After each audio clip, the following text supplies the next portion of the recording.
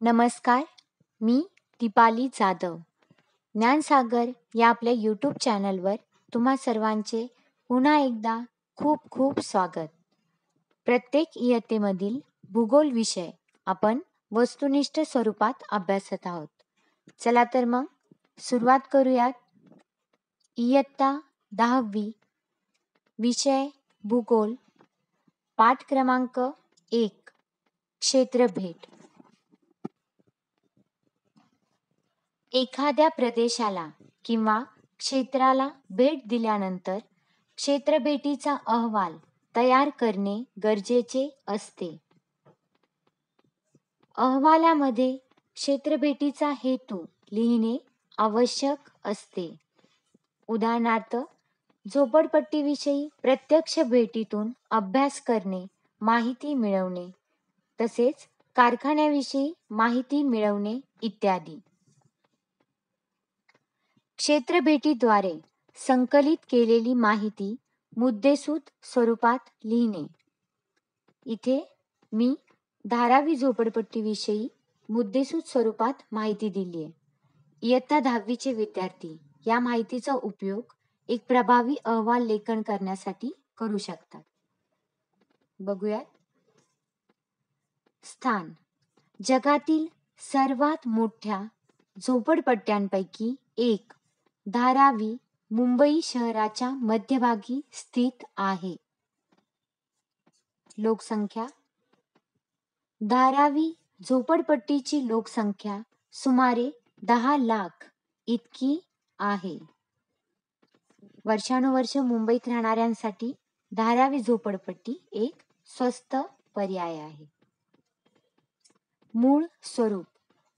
18व्या शतकातील केवळ खारफुटीचे दलदलीचे बेट धारावी हे 19व्या शतकात एक गाव बनले. मुंबईचा विकास झाला, मात्र धारावीचा विकासात सहभाग नव्हता.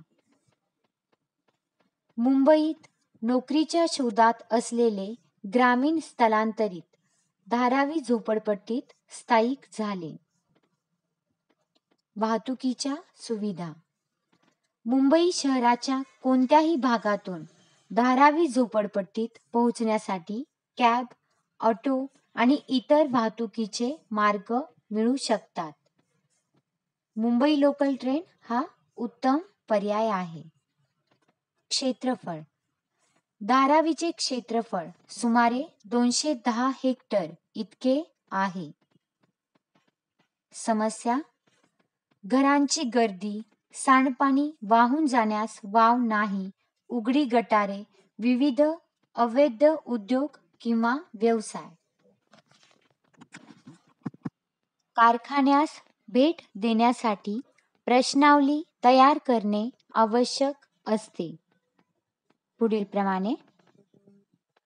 कारखाना कोणत्या ठिकाणी किंवा प्रदेशात आहे? कारखान्याची स्थापना कोणत्या वर्षी झाली? कारखान्याचे क्षेत्रफळ व कारखान्यात काम करणाऱ्या कुशल व अकुशल मजुरांची संख्या किती आहे? कारखान्यात कोणकोणत्या घटकांचे वस्तूंचे उत्पादन होते? कारखान्यात वस्तू उत्पादनासाठी कोणत्या कच्च्या मालाचा वापर केला जातो? कारखान्यास कच्चा माल कोठून अथवा कोणत्या प्रदेशातून पुरवला जातो? कारखान्यात उत्पादित झालेला कच्चा माल विक्रीसाठी कोणत्या ठिकाणी पाठवला जातो? पर्यावरणाची हानी होऊ नये यासाठी कारखान्याकडून कोणत्या प्रकारच्या उपाययोजना केल्या जातात?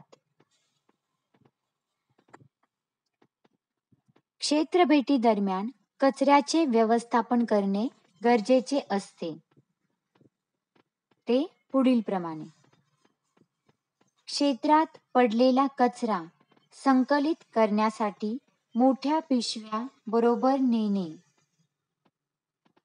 क्षेत्रभेटी दरम्यान वापरलेल्या पिशव्या, प्लॅस्टिकची ताटे अथवा ताटल्या, खाद्यपदार्थांची वेष्टने, उरलेले खाद्यपदार्थ, पाण्याच्या बाटल्या एकत्र जमा करणे अथवा संकलित करणे. प्रदेश स्वच्छ असणे चांगल्या आरोग्यासाठी आवश्यक आहे. याची जाणीव, जागृती विविध साधनांद्वारे करणे. उदाहरणार्थ पथनाट्ये, पोवाडा, जाहिरात इत्यादी. क्षेत्रभेटीसाठी अहवाल तयार करण्यासाठी विविध साहित्य सोबत घेणे आवश्यक असते. साहित्य: माहितीसाठी नोंदवही, पेन, पेन्सिल, कॅमेरा, मोजपट्टी, दुर्बीण इत्यादी. क्षेत्रभेटीची आवश्यकता.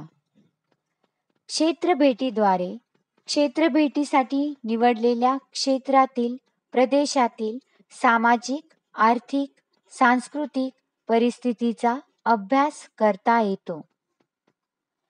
क्षेत्रभेटीद्वारे भौगोलिक घटकांचा, प्रक्रियांचा, प्राकृतिक वितरणाचा प्रक्रियांचा प्रत्यक्ष अनुभव घेता येतो.